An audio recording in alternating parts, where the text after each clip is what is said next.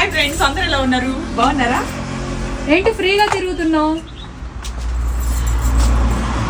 మెత్తగా హ్యాపీగా కంఫర్టబుల్ గా కనబడుతుంది, చూడటానికి కూడా బాగుంది. మాటల్లో చెప్పలేను. ప్యూర్ కాటన్ అండి.